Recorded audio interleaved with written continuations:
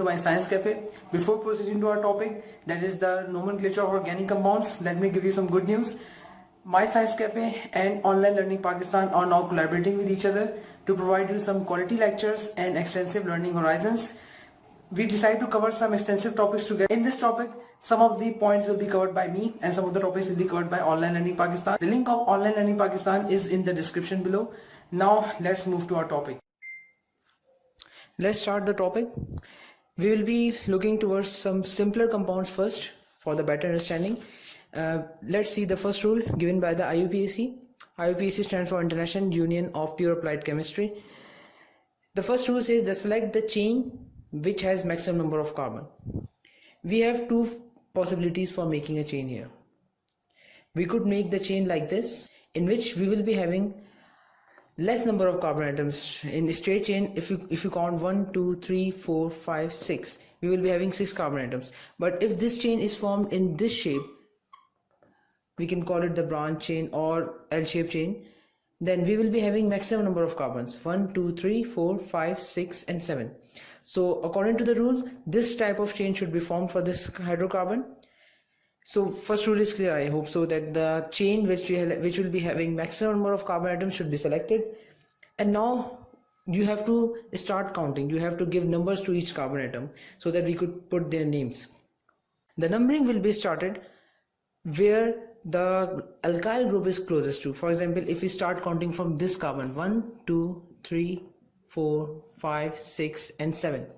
In this way, we will be having the alkyl group at third number. And otherwise, if we will be starting from the other side, 1 2 3 4 5, then this alkyl group would come on fifth number. So according to the rule, we will be start counting from the side which will have alkyl group nearer to. What is alkyl or radical? Radical or alkyl is simply alkyl. What is radical? Radical is simply alkyl group. We're having the formula CnH2n plus 1. For example, CH3 is a radical and it is called methyl. Similarly, following this formula, you will form ethyl, propyl, butyl and so on. So let's look towards the second example. Here you have 3 alkyl groups.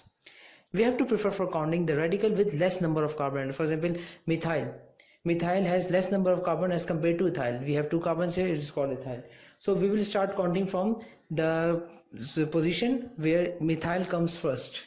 But in this case, if you start counting from the left hand side, methyl comes at the second position, and if you start counting from the right hand side, methyl comes from the second position. So these two positions are similar. So we will not look for counting from either side. We will have to switch over ethyl. We have to select the side where the ethyl comes first. For example, in this case, if we start counting from left hand side, ethyl comes at 0.3.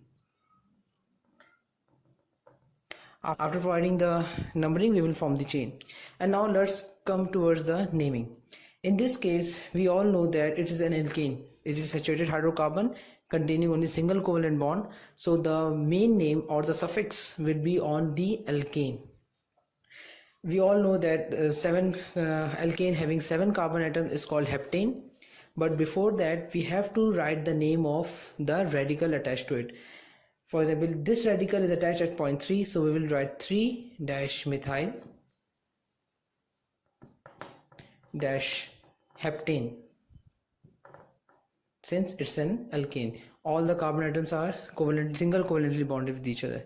But in this case, we have 2 methyl groups at different positions and ethyl group at different positions, M for methyl and E for ethyl. So we will start naming them according to the alphabetical order. If you want to name the alkyl groups, follow the alphabetical order in this case. For example, E comes first, so ethyl would be named first, 3-ethyl. Now 2 and 6, we are having methyl at 2 and 6, so 2,6 dimethyl, and since it's an alkane containing 7 carbon atoms, so it will be named as heptane. I hope these examples are clear for you.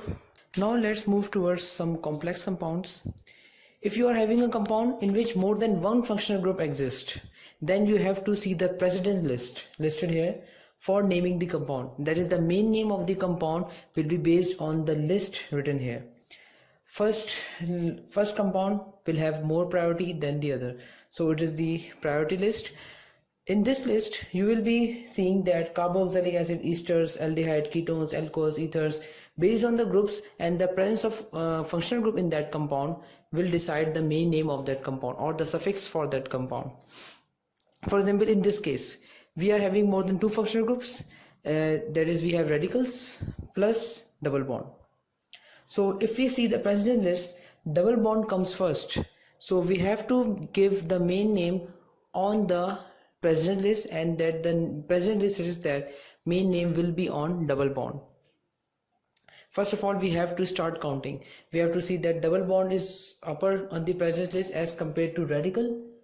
So we will start counting from the side which has nearer double bond. In this case, if you start counting from the left hand side, you have double bond at number 1, and if you start from the right hand side, same case will be provided here, you will have double bond at number 1. So you will skip, if the same position exists from both the side, you will skip that and look towards where the radical comes first, and the radical with less number of carbon atoms. In this case we have radical at left hand side at position number 2, and the radical at left hand side in the position number 2. So we will not look for that, and now we will look towards the side which has radical, and we can see that methyl group comes first if we start counting from the right hand side. So let's start counting 1, 2, 3, 4, 5, 6. So as we have put the numbers, now we can form the chain.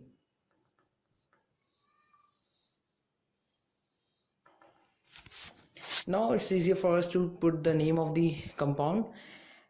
As I already told you that the name of the radicals or the name of the functional groups other than the main name, for example in this compound we have the main name on the double bond, so other than double bond all the functional groups will be placed in the naming order according to the alphabetical order. Methyl and ethyl comes first, so we will start by ethyl. 4 ethyl, 2, 3, 5, 2, 3, 5, trimethyl, and it's double bond, so main name will be on double bond, and we are having double bond on two sides, that is 1 hexa di for two double bonds, ene, and ene for alkene. We are having an alkene. Let's do another example which is of alkyne. We will see where the triple bond comes first, from which side the triple bond comes first. Here it is clear that 1, 2, 3 we are having the triple bond at point 2, so we will start counting from left hand side, 4, 5, 6, and now we can form the chain. As you all know, the name of the functional groups other than the main name will be according to the alphabetical order, so E comes first. Therefore 4 ethyl, 5 methyl,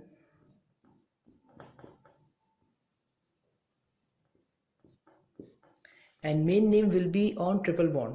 As we have no double bond, so our main name will be on triple bond. Triple bond comes above than radical, so it is 6, so hexyne exists at point 2, hexyne. I hope it's clear.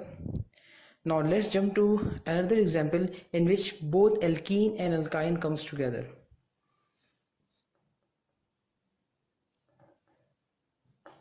Here we are having four functional groups: radical, alkyl halide, RX alkyl halide, and triple bond 9 and double bond 8. So double bond exists at priority, then triple bond, then alkyl halide, and then radical. So our main name will be according to double bond. Now let's start numbering the compound. As you all know that double bond comes first, so the side which is near to double bond is left hand side. 1, 2, 3, 4, 5, and 6. Now we can form the chain. We will start naming according to the alphabetical order. It is bromo, B for bromo. So B comes first. So we will write with 3, the position of bromine, 3 bromo, now methyl, 4 methyl. Here is the tricky part now. We have to put the name on both the double and triple bond, because in the case of double and triple bond, that is unsaturated alkene, we are having an issue that both the name will be in the last, but the main name should be on the double bond. So as it is 6 carbon atom, its name should be hexene because double bond comes first. But we also have to account for triple bond, that is hexene comes at number 1 hexene, and triple bond comes at 5, so 5 ine. So always remember, when you are having double and triple bond together in a compound, you have to put the main name on double bond, and then you have to incorporate the name of triple bond by putting the number at which the triple bond exists and only the suffix of alkyne, with that. I hope this lecture is clear to you. For any query, you can write it in the comment section below. And yes, the topics covered by me, these 4 topics will be covered by Online Learning Pakistan, and hopefully I will cover the rest of the topics, and out of which I have covered triple bond, alkyl halide, radical and double bond. See you in the next lecture. Till then, take care.